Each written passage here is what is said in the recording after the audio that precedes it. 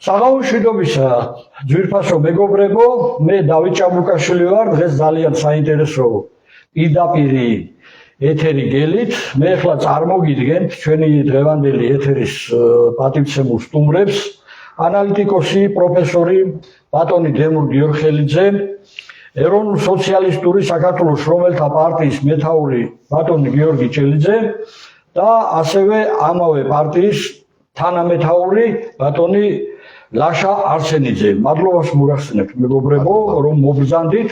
ჩვენ ისეთი მისია ვიკისრეთ, მამულიშვილური მისია ვიკისრეთ, რომ ერის წინაშე აღებული გვაქვს ძალიან დიდი პასუხისგებლობა, ვინაიდან ჩვენი ქვეყანა არის უმძიმეს მდგომარეობაში, ფაქტიურად შესაძლებელი არის იმდენად მძიმე სიტუაცია, თუ ქართველთა გაერთიანება არ მოხდა, ჩვენ ეს ქვეყანა დავკარგოთ. ამიტომ ჩვენ არ გვეთმობა ეს ქვეყანა, ჩვენ უნდა ჯანსაღი ქართველობა უნდა გავერთიანდეთ და გადავარჩინოთ ჩვენი სამშობლო და მომავალი თაობებს გადაურჩინოთ ეს ქვეყანა.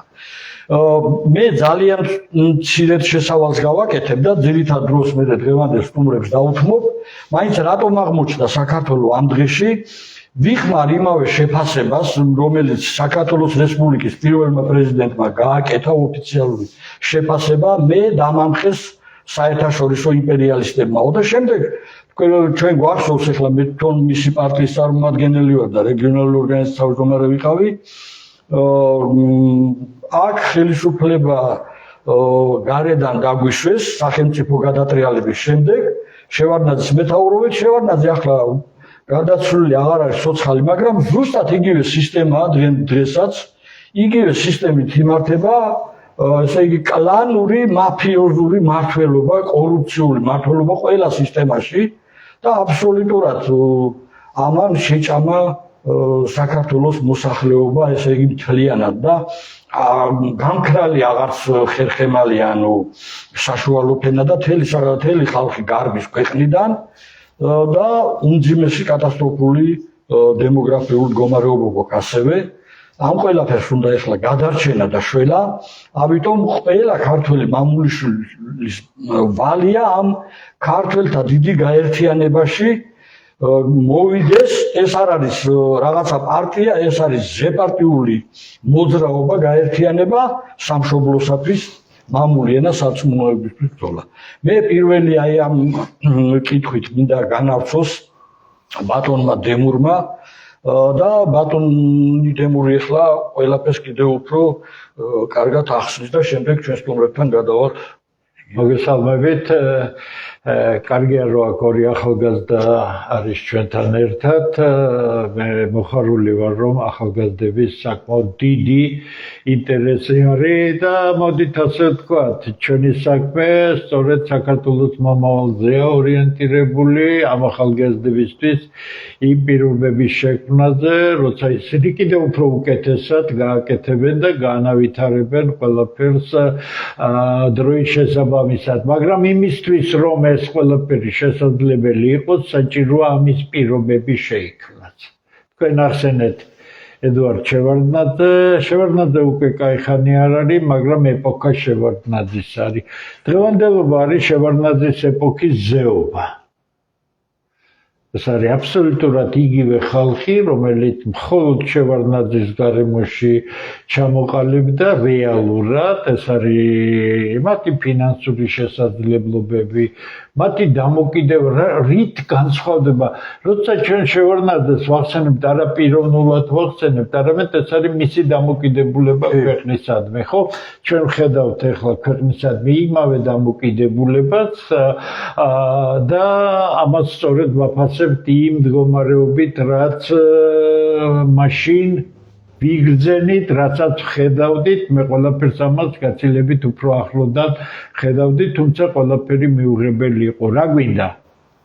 გვინდა მარტივი რამ, არ გამოვა ის რაც ჩვენ უკვე გავიარეთ, ამ გზაზე დარჩენა შეუძლებელია, ჩვენ გვინდა მაქსიმალურად მობილიზაცია გავუკეთოთ ქართულ რესურსს, ქართველები ჯერჯერობით საბედნიეროდ გადარჩენილი არიან, მიუხედავად იმისა, რომ 32 წლიანი დამცირება, შეურაცხყოფა, გაღარიბება ქვეყნიდან გაყრა არ დაკლებიათ, მათი წარსულის, მათი სულიერი სიმტკიცის, მათი ერთგულებით ქართული ყოფისადმი, ქართული კულტურისადმი, ტრადიციისადმი გაცილებით მძლავრი აღმოჩნდა იმ უზარმაზარი ზეწოლისა, რომელიც ფაქტობრივად რეალურად განხორციელებული იქნა 1994 წლიდან სპეციალიზირებული, ძალიან გათვლილი, ძალიან გონიერი დასავლელი სპეციალისტების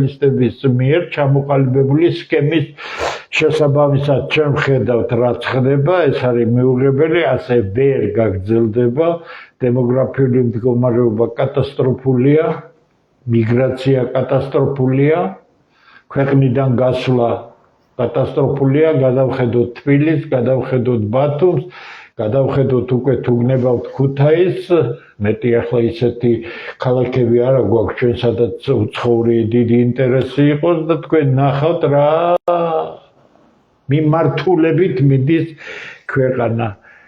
საქართველოს საშინაო პოლიტიკა არის სრული განუვითარებლობის და აბსოლუტურად წამგებიანი და მდარე ხარისხის საშინაო პოლიტიკა. საქართველოს საგარეო პოლიტიკა ამ წლების განმავლობაში არის ასევე მიმბაძველობითი, არაპროფესიონალური, არ გამოდის სახელმწიფოს ინტერესებიდან, არ გამოდის ქართველთა გრძელვადიანი უსაფრთხოებისა და განვითარების ინტერესებიდან, არამედ დანაშაულის გზით მოსული ხალხი ხელისუფლებაში ინარჩუნებს თავიანთ მდგომარეობას და გარკვეულ მომსახურებას უწევს იმ გარე ძალებს, რომლებმაც ისინი მოიყვანა ხელისუფლებაში. რატომ უნდა იყოს ასეთი გაერთიანება, რა ბოლოს და ბოლოს რა გახდა ერთი განცხადების დაწერა, მორიგი პარტიის რეგისტრაცია და იმის ფარგლებში თქვათ მოქმედება. არა, ეს იქნებოდა აბსოლუტურად მცდარი გზა, იმიტომ რომ ეხლა საუბარია საქმიანობაზე.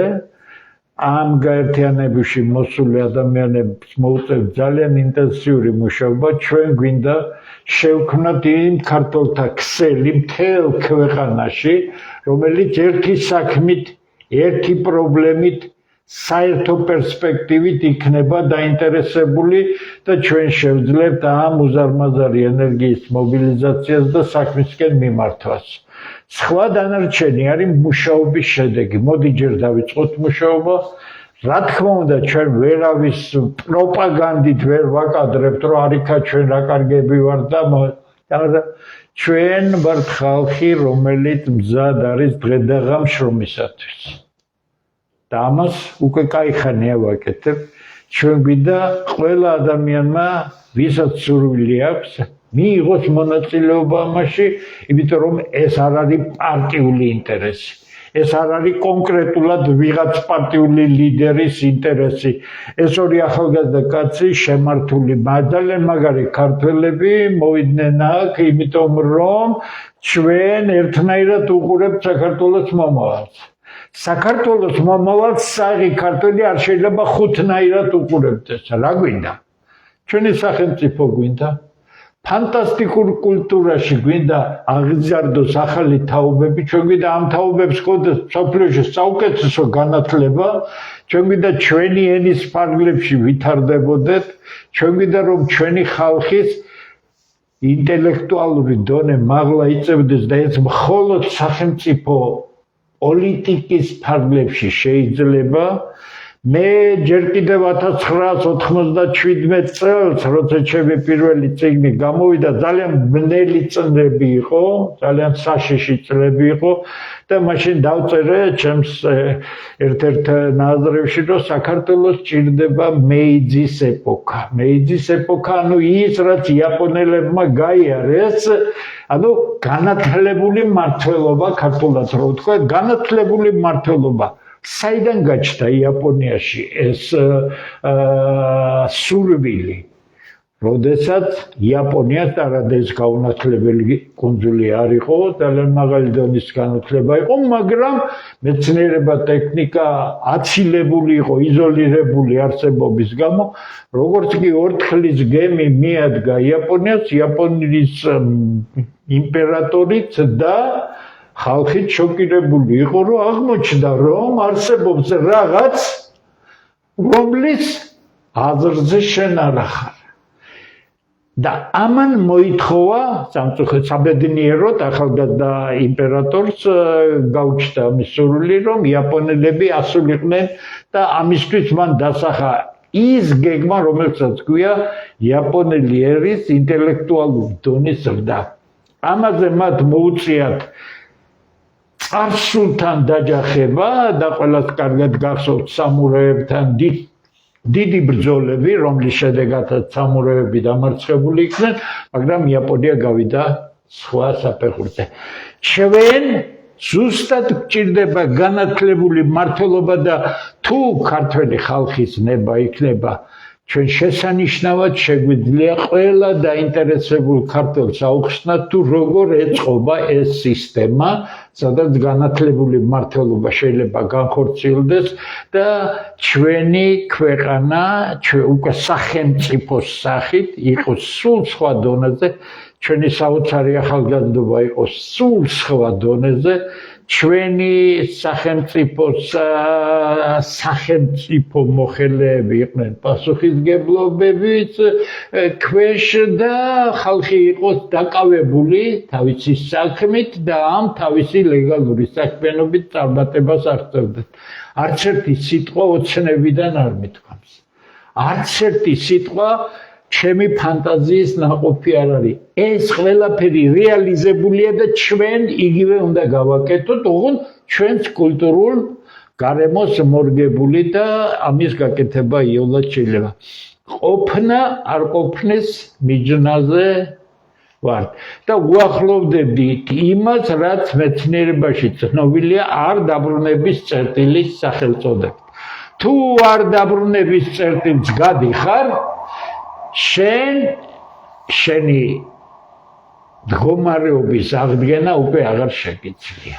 ჩვენ უახლოვდებით საშიში მდგომარეობას, მაგრამ ღმერთის წყალობა ის, რომ ჩვენ ქართველებს შემოგჩა იმის შეფასების უნარი, რომ საშიშ მდგომარეობაში ვართ, რომ არ მოხდეს სრულიად გაუთვალისწინებელი და სრულიად ტრაგიკული რამ, ჩვენ გვჭირდება მთლიანად მობილიზება, ჩვენ გვჭირდება მუშაობა და შემიძლია გითხრათ, რომ როგორი უნდა იყოს სახელმწიფო მოწყობა, როგორი უნდა იყოს თვითმმართველობა, როგორი უნდა იყოს ადმინისტრაციული ტერიტორიული მოწყობა, როგორი უნდა იყოს სოციალური პოლიტიკა, მაკროეკონომიკური პოლიტიკა, როგორი უნდა იყოს სტრუქტურული რეფორმები და ასე შემდეგ, ჩვენ მალე მივაღწევთ იმას, რომ დეტალურად დავიწყებთ ამ თემებზე საუბარს, იმისათვის, რომ საუბარს გქონდეს აზრი. აუცილებელია, რომ ეს უნდოდეს საქართველოს მოქალაქეების საკმაო ნაწილს. თუ არ უნდათ, მე და თქვენ კარგი და ან სხვაზე უკეთესი, ჩვენ არ ვფიქრობთ, რომ სხვაზე უკეთესები ვართ. ჩვენ არ ვფიქრობთ იმას, რომ ჩვენ გვინდა მარტო ეს, იმიტომ რომ მე რომ ვფიქრობდი, რომ უიმედო მდგომარეობა, ნამდვილად არც ერთ სიტყვას არ ვიტყოდით.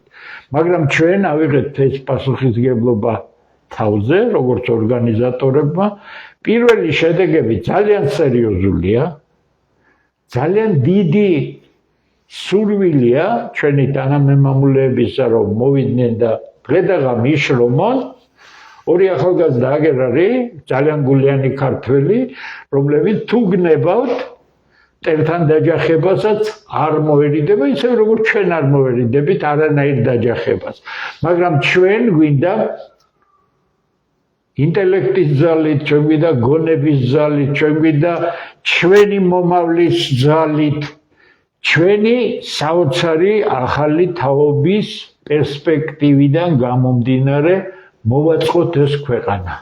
ამას ვერც ევროპა მოგვიწყობს, ამას ვერ მოგვიწყობს რუსეთი, ვერ მოგვიწყობს ამერიკა, ვერ მოგვიწყობს თურქეთი, თუ შენი სახელმწიფო არ აშენე, ჩვენ გვაქვს დანგრეული სახელმწიფო. არა მარტო დანგრეული სახელმწიფო გვაქვს, ჩვენ გვაქვს უკანონო ხელისუფლებები, ყავს. ჩვენ გვაქვს არაფორმალური მმართველობა, რომელიც ქართული სახელმწიფოს მომავალს ასამარებს. მე პიროვნულად არავის არ ვეხები, ფაქტს გეუბნებით. 2000 ხარ მეშლება 25 წლის მარტია და ქართული სახელმწიფო არის არაფორმალური მმართველობის ქვეშ. ანუ მთავრობა ფიქცია, პარლამენტი ფიქცია, სასამართლო ფიქცია, ინსტიტუტი ფიქცია, ინსტიტუტები ჩვენც არ გვინდა. ჩვენ გვინდა კანონს დამორჩილებული ხელისუფლება, რომელიც წინოლეთ აკეთებს თავის საქმეს, რასაც არ აკეთებს ჩვენ ავდგებით და გავაკრიტიკებთ, ხო სწორია და გაასწორებთ მომსმენი პროფესიონალური პასუხისგებლობის ხელისუფლება. რაგი 32 წლის განმავლობაში ყველაფერი უფრო უარესდება და მთელი ეს წლები არის დაპირისპირებაზე საუბარი არა და ვინ ვის უპირისპირდება, სრულად გაუგებარია, იმიტომ რომ ერთმანეთის გარეშე არცერთ არსებობა არ შეუძლია. აი საკმარისია მოაცილო ოცნებას ნაციონალური მოძრაობა და ოცნება ვერ იარსებებს. ნაციონალურ მოძრაობას რომ მოაცილო ოცნება ნაცმოძრაობა ვერ იარსებებს, უკვე ვერ იარსებებს და მისი იმერულად გეტყვით, ბუნდღა არ იარსებებდა და სისტემა შეიკრა ისე, ნახეთ, რომ სისტემა ცდილობს და ეს ფუნდამენტალური მეცნიერების შედეგია, სისტემა ცდილობს შეინარჩუნოს საკუთარი თავი. თუ ვინმეს ილუზიები აქვს, მე გეუბნებით ფუნდამენტალურ მეცნიერულ ფაქტს. სისტემას არ აინტერესებს ხალხი, სისტემას არ აინტერესებს სოციალური პოლიტიკა, სისტემას არ აინტერესებს შენ იყო კვალიფიცირებული და დასაქმებული, სისტემას არ აინტერესებს მიგრანტების შეზღუდვა და არ აინტერესებს შენ რო გარბი ხარ ამ ქვეყნიდან ამის შეზღუდვა, ის თავარია იყოს კარგად. ჩვენი ხალხის საკმაო ნაწილის მიაბიტობის შედეგად ჩვენი ხელისუფლება არის საოცრად კარგად. შიგნიდან ვიცი ეს არაფრის მქონე ხალხი მოსული ხელისუფლებაში ცუცოთა ხანში უზარმაზარი ქონებების პატრონი ხდება. გვინდა გაგრძელება, მაშინ ჩვენ დავასრულებთ ამ ქვეყანაში არსებობას. ხაზს უსვამ. კატასტროფა არის კარზე მომდგარი, იმიტომ რომ დემოგრაფიული მდგომარეობა არის კატასტროფული და დემოგრაფიულ მდგომარეობას კიდევ უფრო ემატება, რომ ხალხი გარბის საკუთარი ქვეყნიდან, უკვე გარბიან ოჯახებით. ძალიან ცოტა ხალხი დარჩა საქართველოში, გამოქვეყნდება ოფიციალური შელამაზებული მონაცემებით, მაგრამ მე ვთქვი ამის შესახებ და ძალიან დიდი შეშფოთება გამოიწვია, სადაც საჭიროა და უნდა გამოეწვია 1,340,000 ქართველია დარჩენილი ფიზიკურად. უზარმაზარი რაოდენობა გარეთა, ეს რესურსი ჯერ კიდევ საკმარისია იმისთვის, რომ ეს ქვეყანა ფეხზე დადგეს თუ არა და ჩვენ უნდა შევეგუოთ, ჩვენ ვერ შევეგუებით, მაგალითად აქ თქვენ უყურებთ 4 კაცს, მაგრამ ბატონი ზაქარიაძის, ბატონი გიგლა არის კიდე დღეს ცოტა შეუძლოთ არის. ბატონო, ჩვენ არ ვეგუებით ამას. ჩვენ გეუბნებით, რომ საშიში მდგომარეობა, მოდი ამ ქვეყნისთვის ვიმუშაოთ, რომ გამოვიდეთ ამ მდგომარეობიდან. მადლობა. მე ახლა სიტყვით გადავალ ბატონ გიორგისთან. ბატონო გიორგი, ანონსი რომ დავდე, რომ დღეს ერთად უნდა გავსულიყავით ჩვენ ეთერში, ბატონოლაში. ხალხმა ბევრმა მომწერა პირადში, ძალიან გაიხარეს. აი ეს იმის მანიშნებელია, რომ ხალხი ერთი სულით ელოდება ქართველთა ერთობას. და მადლობა თქვენ დღეს ამისთვის, რომ მოგზავნით კიდევ ერთხელ ამტკიცებთ თქვენს ურხევმამული შვილობას. აი თქვენი აზრი გვაინტერესებს ახლა ამ ყველა. პირველში მადლობა მინდა გადაგიხადოთ მოწვევისათვის. გამარჯობა მინდა უთხრა ჩვენს ქართველებს, ჩვენს ქართველერს, ჩვენს სისხლსადახორცს.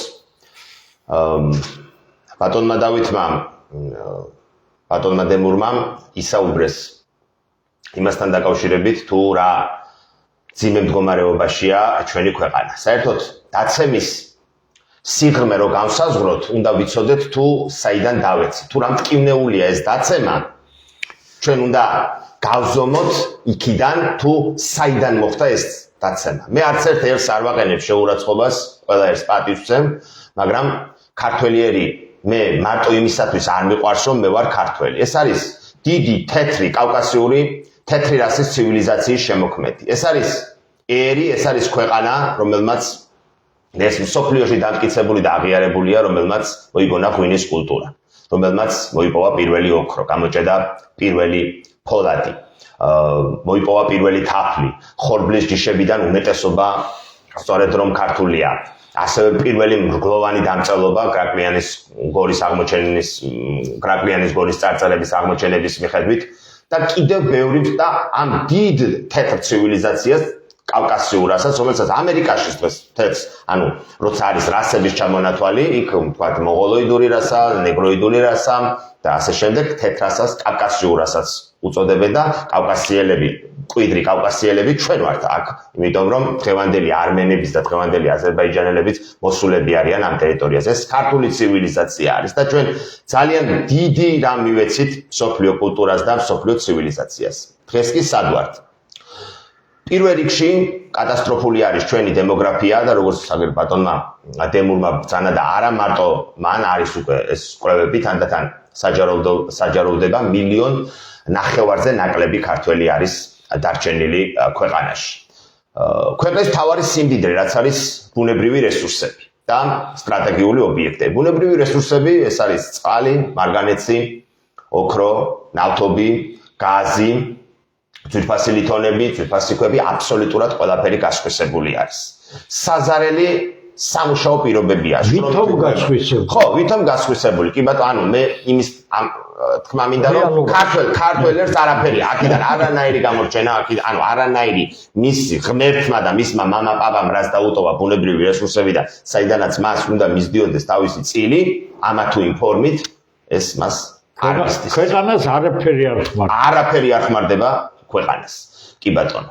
ასევე უმძიმესი სამუშაო პირობები ჩვენი მშრომელებისათვის, თუ გინდა ანაცხოვრება, თუ გინდა სამუშაო დრო, ქვეყანა ვხედავთ რომ იცლება ქართველებისგან, შემოდიან უცხოტომელები და იკავებენ ჩვენს სასიცოცხლო სივრცეს, დარღვეულია ქვეყნის ტერიტორიული მთლიანობა და მე მხოლოდ აფხაზეთზე და სამაჩაბლოზე არ ვსაუბრობ, ჩვენს ისტორიულ მიწა-წყალზე, ქართულ მიწა-წყალზე ვსაუბრობ, 107,600 კვადრატული კილომეტრიდან, რომელიც იყო სულ აგერ ახლახანს ისტორიისთვის 100 წელი არაფერია დამეთანხმებით ბატონებო 1918 წელს, როდესაც საქართველოს ტერიტორია იყო 107,600 კვადრატული კილომეტრი, დღეს 50,000 კვადრატულ კილომეტრსაც კი ვეღარ ვაკონტროლებ. ნახევარზე მეტი არის დაკარგული ტერიტორია. უმძიმესი ვითარება არის ქვეყანაში, თუმცა თავისუფლად შეიძლება შემოტრიალება. ეხლა რატომ მოვედი ჩვენ აქ პიროვნულად ძალიან დიდ პატივს ვცემთ ჩვენი პარტია, მე, ბატონი ლაშა, როგორც ბატონ დავითს, ბატონ დემურს, ბატონ ზაქარიას, სხვებსაც გავიცანეთ წინვალე პიროვნებები, საერთოდ ჩვენ 8 წელიწადია ვსაქმიანობ და ყველანაირად თავს ვარიდებთ რაიმე მსგავს გაერთიანებებში მისვლას, იმიტომ რომ ჩვენ ნახეთ ძალიან ბევრი გაერთიანებები ამ 10 თუ 25 წლის განმავლობაში უამრავი ქართველი შეკრებილი და შემდეგ უშედეგოდ დაშლილი და რატომ გადავწყვიტეთ ჩვენ ის რომ კი ამ კაცებთან ერთად, ამ ქართველ ვაჟკაცებთან, ქართველ მამაკაცებთან ერთად შესაძლებელია რომ აი დიდი ქართული გაერთიანება დაიწყოს და დიდი და გადამწყვეტი ბრძოლა დაიწყოს საქართველოს გადასარჩენად. პირველ რიგში არის ის რომ ჩვენმა შესაბამისმა სამსახურმა, პროპაგანდის სამსახურმა მოგვაწოდა ბატონი დავითის ჭაბუკაშვილის პოსტი, სადაც ის ახსენებდა საერთაშორისო ებრაელობას. ეხლა არის მრავალი ტერმინები გავრცელებული, ჩვენ როდესაც ამას საუბრობდით 2016 წლიდან საერთოდ არ იყო ამაზე არანაირი საუბარი, მაგრამ ეხლა წამოვიდა ეს ტერმინები, გლობალური ომის პარტია, deep state და ასე შემდეგ და ასე შემდეგ. თუმცა ვინ არის ეს ხალხი, ამაზე არავინ არ საუბრობს. და არ საუბრობდა ახლა. ეს არის საერთაშორისო ებრაელობა. მე ჩვეულებრივ ებრაელებს არ გულისხმობ, ყველა ებრაელი სიონისტი არ არის, მაგრამ ყველა სიონისტი არის ებრაელი და საუბრის ბოლოს მე სახელებს და გვარებს ჩამოგიტვით, როგორც რუსეთის მხარეს ყოფი სიონისტების, ასევე დასავლეთის სიონისტების, რომელსაც ჩაგდებული აქვს ხელში თვითონ რუსეთის ბუნებრივი რესურსები, იქ ევროპის თუ ამერიკის ფინანსური რესურსები, ბუნებრივი რესურსები, მედია საშუალებები და სახელები და გვარებით გეტყვის. სწორედ აი ეს არის მთავარი საგარეო ორიენტირი, საგარეო პრობლემა, რომელიც შემდეგ საშინაო პრობლემებსაც იწვევს, ეს არის საერთაშორისო ებრაელობა და საერთოდ ღმერთმა როდესაც შექმნა სამყარო, მან ასე შექმნა. არის კონკურენცია ცივილიზაციებს, რასებს შორის და ეს არა მხოლოდ ადამიანებში, ეს არის ფლორა და ფაუნაში. ბრძოლა ბუნებრივი რესურსებისათვის და სასიცოცხლო სივრცისათვის. და ყოველთვის მთელი ისტორიის განმავლობაში ჩვენ ხედავთ სხვადასხვა ცივილიზაციებს, სხვადასხვა ერებს, სხვადასხვა რასებს, რომლებიც ცდილობდნენ მსოფლიოში გაბატონებისათვის. ამ უკანასკნელი დაახლოებით 200-250 წლის მანძილზე წამოიცინენ ებრაელებიდან გარკვეულმა სექტამ, გარკვეულმა კასტამ, სიონისტებმა, რომელსაც გადაწყვეტილი აქვთ, რომ ხელში ჩაიგდონ მთელი მსოფლიო და დაეპატრონონ მას. რადგანაც ისინი მცირენი არიან დემოგრაფიული რაოდენობით, არ არიან ისე როგორც ჩინეთი, რომ დემოგრაფიით დაიხრო მთელი მსოფლიო, ამიტომაც ისინი ცდილობენ, რომ ეკონომიკით მოახდინონ მსოფლიოს დაპყრობა. ამისათვის კი ეკონომიკურად რომ მართონ მთელი მსოფლიო არის აუცილებელი ამის მისაღწევად, რათა ადამიანი დაცალონ რელიგიისგან, ანუ შექმნან უღმერთო, ურასო, უეროვნებო და უსქესო არსება. და ჩვენ ხედავთ ამ ლიბერალიზმისა და კულტურული მარქსიზმის მთელ 10 წლეულების განმავლობაში მიზანმიმართულ პროპაგანდას, როდესაც თუნდაც ქართველი და თუნდაც თეთრი კავკასიური რასის წარმომადგენელი მამაკაცი, რომელიც იყო ყოველთვის დამპყრობი, პირდაპირ ვთქვათ, მეომარი კაცი, რომელიც დუელებში გადიოდა პირდაპირ და საკუთარი ოდნავი ღირსების შეურაცხყოფისთვის შეეძლო, რომ ხმლიდან დამბაჭით, ხმლით აეყუწა მოწინააღმდეგეან დამბაჭით მოეკლა, მოწინააღმდეგე გახადეს რაღაც უსქესო არსება და ჩვენ ხედავთ ამ ლიბერალიზმისა და კულტურული მარქსიზმის გამოვლინებას, რამაც საქართველოშიც ჩვენ ხედავთ ამ მთელ რიგ გამოვლინებებს თუ როგორ დაეცა ზნეობისა და მორალის დონე. და ამაზე არავინ არ საუბრობს. არ საუბრობს იმაზე, რომ მთელი ჩვენი რესურსები ან პირდაპირ საერთაშორისო ებრაელობის ხელში არის, ან იმ კომპანიების უკან, რომელიც თქვა ფლობს მარგანეთში პირდაპირ კოლომოისკის არის, უკრაინელი ებრაელის არის, თქვა RMG Gold იქნება ჩვენი ესე იგი ოქროს წიაღისეულის ფლობელი, მის უკან საბოლოო ჯამში მივდივართ საერთაშორისო ებრაელებთან.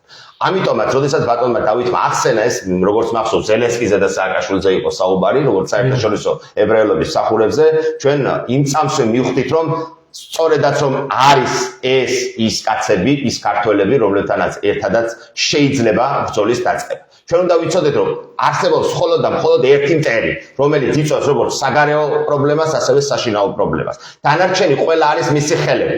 თვითონ იქ რუსეთშიც ვინც არის, იქ თვითონ რუსებსაც შიგნით ბრძოლა აქვს მათთან.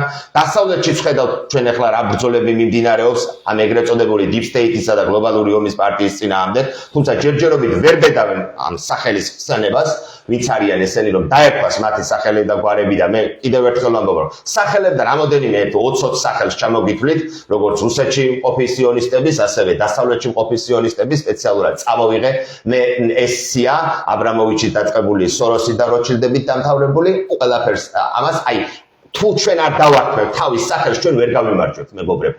მტერი, როგორც დასავლეთიდან მომავალი პრობლემის, ისე ჩრდილოეთიდან მომავალი პრობლემის, ისე თურქეთიდან მომავალი პრობლემის, სომხეთიდან ეს მტერი ერთია. ეს არის საერთაშორისო ებრაელობა. ეხლა რაც შეეხება საშინაო საკითხს. მე ვიცი, რომ ამასთან დაკავშირებით არის სრული კონსენსუსი ამ შესანიშნავ ქართველთა შორის და ჩვენ ვისაუბრებთ ამასთან დაკავშირებით და ბატონი დემური შესანიშნავად შეეხო ამ საკითხს და მე ვეცდები, რომ კიდევ უფრო განვავრცო ეს საკითხი. 1992 წლიდან, როდესაც დაამხეს კანონიერად არჩეული ჩვენი ეროვნული პრეზიდენტი და მისი ეროვნული მთავრობა, ქვეყანას მართავს სამხედრო ხუნტა და სწორედ აღნიშნა, რომ შევარდნაძე მიუხედავად იმისა, რომ ცოცხალი აღარ არის, სწორედაც რომ შევარდნაძის სისტემა მართავს. რაც გულისხმობთ ამაში, ყველა სახელმწიფოს მეგობრებო აქვს საერთაშორისო სამართლის სუბიექტი, ანუ როგორც ჩვენ ვარ ჩვენი მამების შვილები და ჩვენი ბაბუების შვილიშვილები, ასევე სახელმწიფოც ამბობს, რომ არის რომელიმე სახელმწიფოს შთამომავალი. ანუ აღიარებს მის დროს დადებულ ხელშეკრულებებს, მოვალებს, ტერიტორიულ საზღვრებს და ასე შემდეგ და ასე შემდეგ. როგორც მაგალითად რუსეთი არის საბჭოთა კავშირის სამართალმემკვიდრე და მეფის რუსეთის სამართალმემკვიდრე, ასევე როგორც თურქეთი დღევანდელი არის მუსტაფა ქემალ ათათურქის რესპუბლიკის სამართალმემკვიდრე და არა ოსმალეთის იმპერიის სამართალმემკვიდრე, ასევე საქართველოს უნდა იყოს რაღაცის სამართალმემკვიდრე. ბატონმა ზვიად გამსახურდიამ, როდესაც 1991 წლის 31 მარტს ჩაატარა რეფერენდუმი, იქ სიტყვასიტყვით კარგად უნდა მივაქციოთ, იქ ძალიან შესანიშნავად ერთ წინადადებაში არის თავარი აზრი ჩადებული, რომ საქართველოს დამოუკიდებლობას კი არ აცხადებდა, ანუ საბჭოთა კავშირის დაშლის შედეგად წარმოშობილი სახელმწიფო კი არ იყო, როგორც მაგალითად ბელორუსია. ბელორუსიაში ჩატარდა რეფერენდუმი, ჩემო ბატონებო და 80%-მა ბელორუსებმა თქვენს რომ არ გვინდა საბჭოთა კავშირიდან გაშლა, მაგრამ დაიშალა საბჭოთა კავშირი და მოუწიათ გამოცხადება. რადგანაც მათ სახელმწიფო არასოდეს არ ქონია დამოუკიდებლობის დღესაც ვერ აცხადებდნენ და ბოლოს მოიფიქრეს, მოდი გერმანელების მისკის გერმანელებისგან განთავისუფლების დღე ავირჩიოთ. საქართველოს ესე არ უქნია, ჩემო ბატონებო, იქ პირდაპირ წერია რეფერენდუმში. აღდგეს საქართველოს დამოუკიდებლობა 1918 წლის 26 მაისის საფუძველზე. ამას დააქვს პრინციპული მნიშვნელობა. სწორედ ჩვენი თუნდაც ტერიტორიული მთლიანობის აღდგენისათვის. ანუ საქართველოს 21-91 წლების საბჭოთა საქართველოს სამართალმემკვიდრე კი არ უნდა ყოფილიყო საბჭოთა კავშირის დაშლის შედეგად. ყველა აბსოლუტურად. არამედ 18 წლის 26 მაისის საფუძველზე უნდა მოხდარიყო და ის რესპუბლიკა უნდა გაგრძელებულიყო. და რა მოხდა? როდესაც მოხდა საბჭოთა კავშირის დაშლა და დსთ შეიქმნა დამოუკიდებელ სახელმწიფოთა თანამეგობრობა, იგივე SNG ზვიად გამსახურდიას მისცეს ბოლო ვადა, ეს იყო 1991 წლის 21 დეკემბრის ღამის 12 საათი, რომ ბატონ ზვიადს ხელი უნდა მოეწერა დსთ-ში შესვლაზე. ბატონმა ზვიადმა უთხრა, რომ საქართველოს თვითონ კომუნისტურ პარტიასაც აღიარებინა არჩევნების წინ, რომ საქართველოს დაპყრობა, ოკუპაცია და ანექსია მოხდა საბჭოთა რუსეთის მიერ და საქართველოს დამოუკიდებლობა ჩვენ აღვადგინეთ რეფერენდუმის მიხედვით, რომელიც აუცილებლად შესასრულებელია როგორც ქვეყნის შიგნით, ისევე საერთაშორისო დონეზე 1918 წლის 26 მაისის საფუძველზე და მე დსთ-ში როგორ შევალო, ბატონმა ზვიადმა უთხრა, მე არ ვარ საბჭოთა კავშირის დაშლის შედეგად წარმოშობილი სახელმწიფოს სამართალმემკვიდრეო. და კარგად ვიცით, რომ 21-ში 12 საათზე, როდესაც დრო ამოიწურა, 22-ში დილით უკვე სამხედრო პუტჩი დაიწყო საქართველოში და შემდეგ 1992 წლიდან დღემდე საქართველოს არის საბჭოთა საქართველოს სამართალმემკვიდრე. ანუ რას ნიშნავს? შენ რუსეთი დღევანდელი გეუბნება, შენ თუ საბჭოთა კავშირის დაშლის შედეგად წარმოშობილი სახელმწიფო ხარ. შენ მოდი მაშინ აქეთ შენ ან დსთ-ში, ევრაზიაში თუ იმ კავშირში, რომელშიც მე ვარ წამყვანი ფიგურა. და ანომალია ის არის, რომ საბჭოთა საქართველოს კონსტიტუციაში მიწერია, რომ საბჭოთა საქართველოს ნატოს წევრი უნდა გახდეს. იქიდან დასავლეთის ებრაელები გვეკაჭებიან. და ქვეყანა იხლიჩება შუაში, იგლიჯება შუაში. და ჩვენ უნდა ვთქვათ, რომ არა ბატონებო, ჩვენ 1918 წლის 26 მაისის საფუძველზე, როდესაც აღვადგინეთ დამოუკიდებლობა, მაგალითად რუსეთთან, ჩვენ გვაქვს ორივე მხრიდან ხელმოწერილი ხელშეკრულება 1920 წლის 7 მაისის, სადაც საქართველოს ამბობს პირდაპირ, რომ საქართველოს ტერიტორიაზე უცხო ქვეყნის ჯარი არ იქნება და რუსეთი აღიარებს საქართველოს არა მარტო აფხაზეთი და სამაჩაბლოთი, თავისი ისტორიული აქედან უნდა ამოვიდეთ, რომ საქართველოს დაპირისპირების ადგილი კი არ იყოს საერთაშორისო ებრაელობის მიერ მართული სხვადასხვა ძალების და ეს პატარა ქვეყანა ამხელა კულტურის, ამხელა ცივილიზაციის შექმნელი, აქ იყოს ომების კერა, დაპირისპირების კერა. არა, ჩვენ უნდა ვთქვათ, ვინ ვარ, ჩვენ ფუნქცია უნდა ავიღოთ, აი დათათუთაშკიაში როგორც არის. იქ ეგეჭკორ ფუნქცია და რა არის ჩვენი ფუნქცია? ჩვენი ფუნქცია ის არის, რასაც მთელი მსოფლიო აღიარებს. ჩვენ ვართ თეთრი კავკასიური რასის დასაბამი და საწყისი. ჩვენ ვართ ამ დიდი ცივილიზაციის, დიდი კულტურის შემოქმედი და ეს უნდა უთხრათ მთელ მსოფლიოს, რომ მე არც რუსისკენ ვარ, არც ამერიკელისკენ ვარ და არც ევროპელისკენ ვარ. და მინსკში კი არ უნდა ირჩეოდეს საქმეები, თუნდაც უკრაინა, თბილისში უნდა ირჩეოდეს საქმეები. საქართველოს უნდა კონდეს ის, რომ აქ უნდა ქართველი თავისი ზნეობით, თავისი მორალით, თავისი ტრადიციებით, თავისი ძლიერი საქართველოთი უნდა ახდენდეს ასეთი საქმეების გარჩევას. თბილისში უნდა ირჩეოდეს და აქ არ უნდა იყოს სხვადასხვა სპეცსამსახურების და სხვადასხვა სამხედრო დაზვერვების სათარეშო ადგილა და პოლიგონად გადაქცეული ტერიტორია. ეს არის რას გამოიწვევს ის რომ აღდგება რეფერენდუმის შედეგები მოვა მოქმედებაში და საქართველოს აღდგება 1991 წლის 9 აპრილის დამოუკიდებლობის აღდგენის აქტის საფუძველზე. პირველი 92 წლიდან დღემდე ყველა მოღალატური ხელშეკრულება, რომელიც იქნა დადებული და რომელმაც დააზიანა ჩვენი ქვეყანა და ეს იქნება ანულირებული. ანუ ხვდებით ხო რას გეუბნებით? 92 წლიდან 6 იანვრიდან როდესაც მოხდა კანონიერი ხელისუფლების დამხობა, უსამართლო აბსოლუტურად ყველა, უკანონოა ყველაფერი, რაც დღემდე მოხდა. გასხვისებული ბუნებრივი რესურსები. ბრძანება გამოცემული აქვს 13 მარტს. კი ბატონო, ბატონ ზვიად გამსახურდია და ამის მოხდება რომ როგორც ვთქვით, მოღალატეური ხელშეკრულების ანულირება. ეს ერთი. მეორე, საგარეო ვალები, რომლებიც ამდენი გრანტები და კრედიტები შემოვიდა და ქვეყანა არის დეფოლტის ზღვარზე, როგორც ვიცით, მერყევს. ეს იქნება უკანონო ცნობილი. შიდა ვალები, როდესაც ჩვენ ვიცით, რომ ყველაზე მაღალი საპროცენტო განაკვეთი, თუნდაც ევროპაში, არის 3-4% და საქართველოში 37%-ია. ეს ყველა ვალები ჩამოეწერება.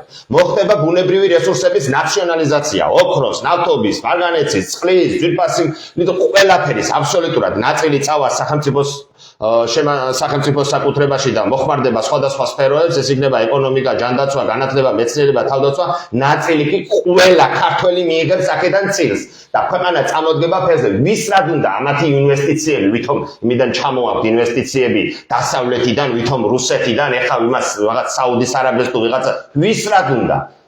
ვის რად უნდა ჩვენს ტერიტორიაზე დღესვე შეგვიძლია 10 მილიონი კაცი ფუფუნებაში ვაცხოვროთ?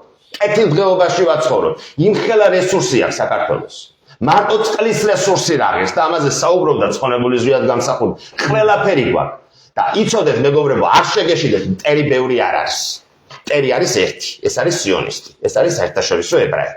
და მესამე საკითხი, რომელზეც ჩვენ ახლა ესე ღრმად არ გვიმსჯელია, მაგრამ მომავალში აუცილებლად ვიმსჯელებ და მინდა ერთი წუთი ვისაუბრო ამასთან დაკავშირებით, მართლობითი სტილი, ჩემო მეგობრებო.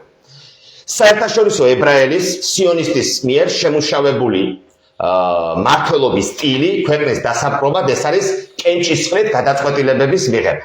საბოლოო ჯამში მათ შორის საქართველოში და ევროპაში უკვე დამკვიდრებულია ეგრეთ წოდებული კოალიციური მთავრობები.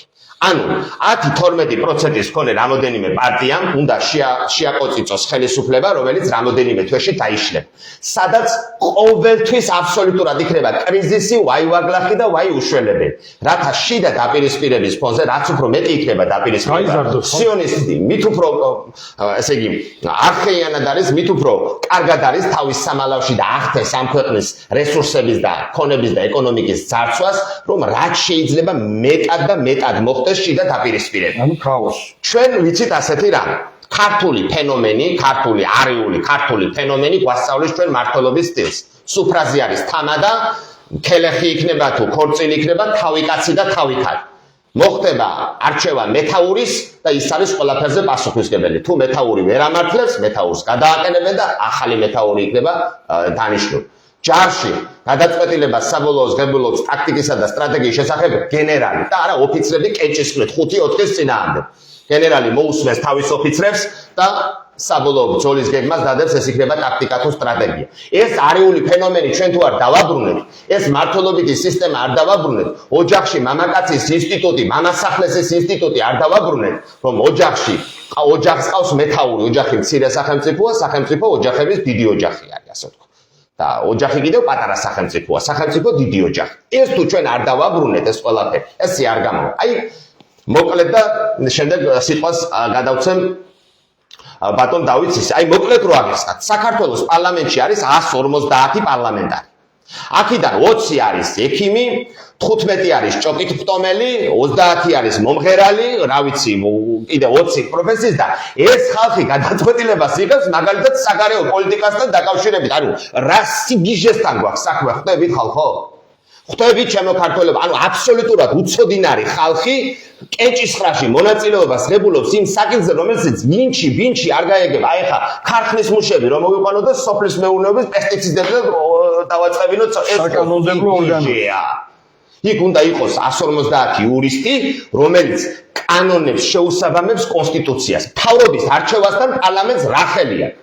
უნდა ირჩეოდეს სახელმწიფო მეთაური ქართველი ერის მიერ და შემდეგ ვერტიკალი წამოვა, როგორც არის ჩვენი არიული თუ ჩვენ ბრძოლას დავიწყებთ იმ იარაღით, რომელიც აქვს საერთაშორისო ებრაელობას, ანუ მისი წესებით, მე თამაშები ყოველთვის წავაგებ და ეს გაერთიანება იქნება 35 თუ მეორე. თუ კი ჩვენს ტრადიციებს, ჩვენს ანტიკურ, ჩვენს წინაპრების ტრადიციებს ავიგებ და იმის მიხედვით დავაარსებთ, გაერთიანება იქნება თუ რაც იქნება და სახელმწიფოსაც მომავალში ჩვენ ასე წარმართავთ, ჩვენ ვიქნებით დაუმარცხებლები და ის საზარელი ვარდნა რაც ჰქონდა, რაზეც გითხარით. ეს საზარელი ვარდნა ძალიან სწრაფად აღმოიფრება და საქართველოს მოწინავე ერებში დაიკავებს ისევ თავის ღირსეულ ადგილს, რომელიც მას ეკუთვნის თავისი ღვთაებრივი და თავისი ისტორიული მისივით.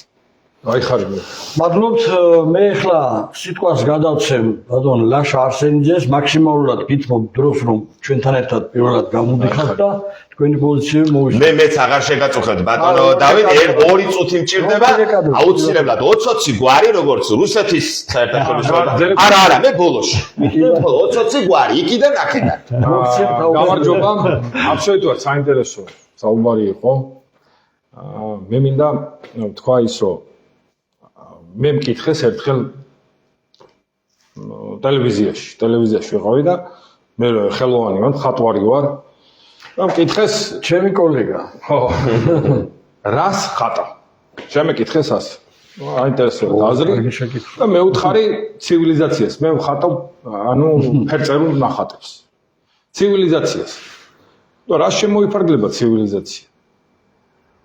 ანუ მე ვთხარი დღეს ვარ ანუ შენი ცხოვრებიდან იღებ მე მეკითხება ანუ რა განხრაა ეს ცივილიზაცია როგორი რას ნიშნავს და ვეუბნები რომ მე ვარ დღეს ქართული რასაც დღეს ლიბერალები სისულელეს ეძახიან ანუ ესე იგი ჩამორჩენილობას ეძახიან ეროვნული ფუნქციით მიმდინარეობს ჩემი ბრძოლა ქართულად ეროვნულად კულტურულად ტრადიციულად ანუ ჩვენ დავჭით როცა ხალხი ბნელი იყო იმდროხარა ანუ ეს ბრძოლა არის ჩემი აი წარმოიდგინეთ და ანუ თუ ეს ბრძოლა ჩემია ანუ მე ვხედავ იმას ცივილიზაცია სად არის ანუ ცივილიზაცია არის სწორ კულტურულ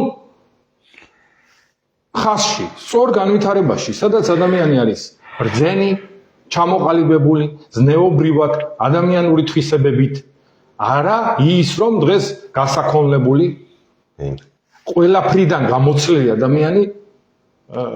ადამიანებს სულიერად ყველაფრიდან ძირ გამოცლილი ადამიანები და მათ ესეთი ადამიანები ცივილიზაციას ვერ ქმნის ვერც კულტურას ქმნის ვერც ზნეობას ქმნის ანუ იმ კულტურას რაც ჩვენ გაგვაჩნია იმას ვერაფერს ვერ ამატებს რომ ერი განვითარდეს ცივილიზაცია და სწორი განვითარება შეიქმნას და ცივილიზაცია და სწორი კულტურული განვითარება ქმნის მაღალ ტექნოლოგიურ განვითარებას ანუ აზრები და გონებრივი განვითარებული როდესაც არის ადამიანი იმ ქვეყანაში ყველანაირი არის ტექნოლოგიური სვლა არის ხო მსოფლიოში ანუ რა თქმა უნდა ამას არ ჩამორჩები და იმას უფრო უკეთეს საუკეთესო ტექნოლოგიები შეიქმნება და დღეს სწორად აღნიშნა გიორგიმ რომ ჩვენი რასა ჩვენი ცივილიზაცია ჩვენი საიდანაც მოვდივართ მე მხატვრობაში წავაწყდი ასეთ რაღაცას როდესაც ყველაფერი არის საჭირო დღეს სოფლიოში ხო ლურჯი წითელი თუ ამას ერთმანეთში ჩაასხამ ხო იქ იქნება ტალახი საერთოდ არაფერი არ არსებობს არა არც ფერიც არ არის აი საზარელი შესახედია ბატონო დავით გიცით ან თუ ამას ყველა რო ერთად ჩაას ანუ ყველა ფერს თავის დანიშნულება აქვს აუცილებლად ანუ ამასში მიმდინარეობს რომ ყველა ერთს თავის დანიშნულება აქვს დედამიწაზე ამიტომ ამის აღრევა მიმდინარეობს ამის მოსყობა მიმდინარეობს მით უმეტეს ქართველ ერზეა ყველაფერი დღეს ზეწოლა ყველანაირი ზეწოლა რომ მოსპო ტალახი გახადო და მე იმ ტალახის ანუ იმ კულტურულ უზნეო ადამიანის მართვას არაფერი არ უნდა ამაშია საქმე და ჩვენი ბრძოლა რა არის მე მხარს უჭერ და მივესალმები ქართულ ერთობას და ქართული ერთობა რა არის ჩვენ უნდა აღვნიშნოთ ის რომ ჩვენ ვეუბნებიან დღეს რომ რუსეთს ყავხარ ოკუპირებული დასავლეთის ხელია აქ მაგრამ შიდა ოკუპაციაზე რამე არ ლაპარაკობს ღიად იმიტომ რომ ჯერ შიგნით ვარ ჩვენ ოკუპირებული იმიტომ რომ გარემ სისტემურად გარეთ გაზღვიან პოლიტიკურად მტერთან მსახურებაში ყოფი ტელევიზიები, რომ რუსეთია ოკუპანტი, დასავლეთია ოკუპანტი, მაგრამ შიგნით ვარ ჩვენ პირველ რიგში ოკუპანტი, ოკუპირებული. შიგნი უწყობს მტერს, ხელს ჩვენი მტერთან შეკრული სახელად ქართველები. და ამის მეშვეობით ხარ მე ოკუპირებული. განათლება ოკუპირებულია, ხელოვნება ოკუპირებულია. ყველაფერი ოკუპირებულია, ტელევიზიები, კულტურა ოკუპირებულია ჩვენი. ყველანაირი სფერო ოკუპირებულია და მოდი ჩვენ ჯერ აფხაზეთის და სხვა რაღაცების დაბუნება კი არა, ჯერ აქ უნდა გავანთავისუფლოთ. ჩვენი დიდი მეფეებიც ასე აკეთებენ. ოკუპაციიდან ყოველთვის. ოკუპირებული ვართ ჩვეულებრივად. ყველა სფერო ოკუპირებულია. ეხლა დამიკავშირდნენ მე ერთ-ერთი რეგიონიდან და პროტესტი აქვს, ანუ მსვლელობა აქვს, ბიჭებში იბრძვიან სახელმწიფო განაკვეთების აწევაზე და ანუ არაფრად არ თვლიან იმ ხალხს. და არიციან ვის დაუპირისპირდნენ სახელმწიფოს, ან როგორ უნდა დაუპირისპირდნენ ის არიციან. იმიტომ რომ ის წარმოება ოკუპირებულია და ჩვენ კარგად ვიცით როგორ აზროვნებენ ისინი. ბევრი ხელფასი, მაღალი ხელფასი არ შეიძლება, იმიტომ რომ მაღალი ხელფასი თუ ექნება, მე ხმას ამოიღებს. ამიტომ ყველა სფერო არის ოკუპირებული და ამიტომ არის საჭირო ქართველთა ერთობა, როდესაც ჩვენ ზე სახელმწიფო, არაჩვეულებრივი სახელმწიფო შევქმნათ ქართველთა ერთობა და დავამარცხოთ და შევქმნათ ქართული ძლიერი სახელმწიფო. სფეროები რამდენიმე სფეროს წავად, ესე იგი, შევხვდი იმაში, რომ სახელმწიფოს აქვს, ანუ მე დავარქვიასე, რომ სახელმწიფო არის შეპესე. სამწუხაროდ, შეპესეთ არის გადაკეთებული და როგორ არის მარტივად რო აღიხსნათ, სახელმწიფო ორგანოებს სახელმწიფოსთან, ანუ მთავრობასთან მომუშავე, მაგალითად, საგზაო დეპარტამენტი. აი, საგზაო დეპარტამენტი არის პირდაპირ შეპესე. ანუ ნახეთ ეხლა რა ხდება. სასაზღვრო დეპარტამენტი გადაკეთებული რა მომსახურების ცენტრები ყველაფერი შეპესია. ანუ შეპესე რა არის? მოდი ასე ავიღოთ, ხო? შეპესეს არ აქვს პასუხისმგებლობა. ანუ პასუხისმგებლობა შეპესე, ერთ-ერთი შეპესე, რატომ ხდება ხოლმე, რომ აი გზის დაგება დაიწყო და გზაში ჩერდება და ვერავის ვერაფერს ვერ თხოვს. რატომ? იმიტომ რომ შეპესე როდესაც კოტრდება, პასუხისმგებლობა არავის არ აქვს, არც დირექტორს, არც არავის, მხოლოდ შეპესია გაკოტრდა და იმ შეპესეს ხურავენ. და პასუხისმგებლობა არავიზი არ მიდის. აი ზუსტად ამ შეპესე 53,000 დავთვალე. სახელმწიფო ორგანოების ვამბობ, არა კერძო კომპანიებზე ვამბობ. სახელმწიფო ორგანიზაციების შეპესეები არის შექმნილი სადღაც დაახლოებით. ანუ რატო არის ეს შექმნილი? იმიტომ რომ პასუხისმგებლობა არავისი არ იყოს და რა თქმა უნდა პასუხისმგებლობა არავისი არ არის. თანხები და კარგად ვიცით შეპესე კომპანიები კერძო სექტორში ვამბობ, რომ შეიძლება იქ გააკეთო ქმედება გააკეთო 10,000 ლარს ვიცით რომ აძლევენ ვიღაცას სახელზე გადააფორმებენ კომპანიას 10,000 ლარს უხდიან წარმოვიდგინე იმდენი დავალიანება აქვს იმას შეპესეს რომ გადაუფორმებენ სხვას დირექტორს არანაირი პასუხისმგებლობა არ აქვს შეპესეს კეთავენ და კოტრდებენ აი ესეა საქართველო ხო ფერად აღრეულია სისტემა ვიღაცამ ფული აიღო ჩვენი ქვეყნის რესურსები შეჭამა და გადაუფორმეს ვის ახალ პოლიტიკურ პარტიას და პასუხისმგებლობა არავისი არ არის როგორც შეპესე კოჰაბიტაცია იქნება თუ რა ვიცი რაღაცნაირი ხერხები გამოაცხადეს და პასუხისმგებაში არავინ არ მისცე აი ეს არის პრობლემა და მე ვფიქრობ უცლებრად საჭიროა ქართველთა ერთობა ყოველთვის ანუ მთელი 24 საათი შეგვიძლია ვილაპარაკოთ იმ პრობლემებზე რომელიც არის საქართველოში მოდისაც არ ლაპარაკობს არა ცხელ თემებზე გადავიდეთ მოდით და მე ვფიქრობ რა ამოწურეთ თქვენ ბატონო თუ ამოწურეთ თქვენ ცხელ თემებზე გადავიდეთ ხო ანუ ხალხისათვის უფრო კარგი ის რო იყოს საყურებელი გადაცემა იმისთვის რომ სრული ინფორმაცია მიიღონ გასაგებია ბატონო მოდით აი 30-ში ეს ხომ დაფუძნდება ბატონო ქართველთა დიდი გაერთიანება ამის შემდეგ აი ძალას რომ მოიკრებს როგორ აპირებს აი ამ დაჩაგრული საქართველოს მოქალაქეების დაცვას და რაში გამოექომაგება ეს დიდი გაერთიანება. აი მაგალითად თუნდაც რომ ქოხებიდან ასახლებენ ქართველებს ჯერ ისედაც როგორი დემოგრაფიული მდგომარეობა მიდიან მიუნგრევენ უცადა გამოასახლებენ როგორ ატყავებენ ბანკები უსამართლოდ თუნდაც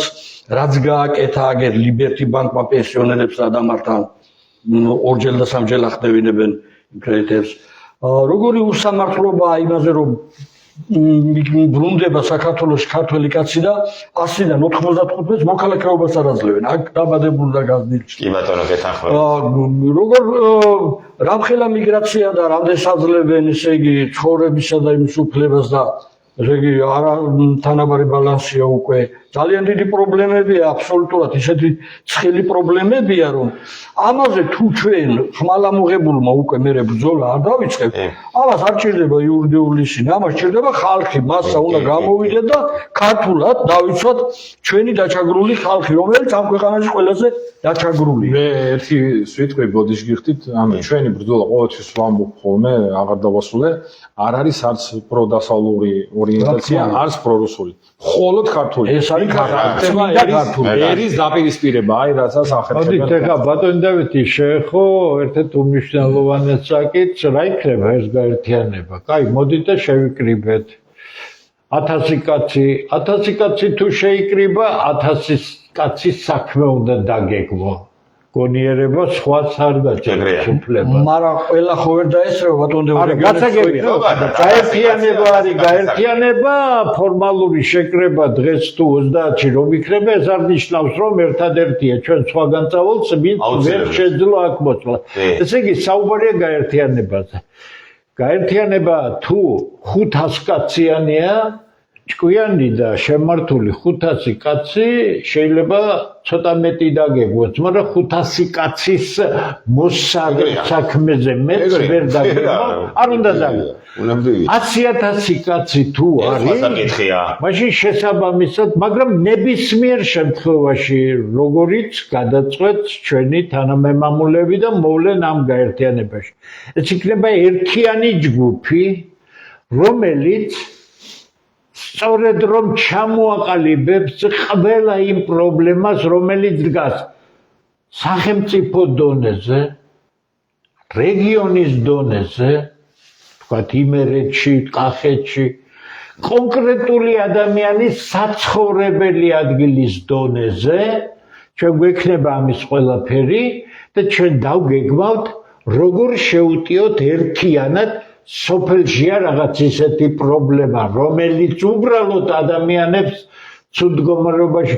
მაშინ ამ სოფლის კანონიერად ვისაც კი ეკუთვნის ამის მართვა რაღაც მუნიციპალიტეტია თუ რაღაცა, ქართველთა დიდი გაერთიანება ერთიანი პოზიციიდან დასვამს ამ თემას. ქალაქი იქნება ეს 10 საკითხი იქნება ერთდროულად დაისვას, 30 იქნება, ამ 30 საკითხის უკან დგას არა ერთი მომჩივანი, ჩვენ მომჩივანები არა ვართ. ჩვენ ვართ ადამიანები, რომლებიც ვაიძულებთ იმას, წმინდა კანონიერი გზით გადაწყვიტონ ის, რაც ჩვენი ხალხისთვის არის სასიცოცხლოდ მნიშვნელოვანი. არ გადაწყვეტენ? მაშინ ჩვენ გაერთიანება ერთად მოვილაპარაკეთ. პოლიტიკურ გზას რა უყოთ იმ ადამიანებს, რომლებიც არიან ხელისუფლებაში, კანონს ფეხებზე იკიდებენ, ჩაფლული არიან მექვთამეობაში, ჩაფლული არიან უპასუხისმგებლობაში, დაბრუნებული გაქვთ ადრე რაიონული ცენტრები რო ქვიოდა, ახლა ესე იგი, ახლა მუნიციპალიტეტები ქვია. იქ იმიტომ რომ თბილისში ყავთ დიდი ფარველები, ამიტომ იქ მოქალაქეები არაფრად თუ არაფრად არ მიგაჩნიათ, მაგას გაერთიანება განახებთ თქვენ როგორი უნდა დამოკიდებული. ამიტომ კიდე გეუბნებით.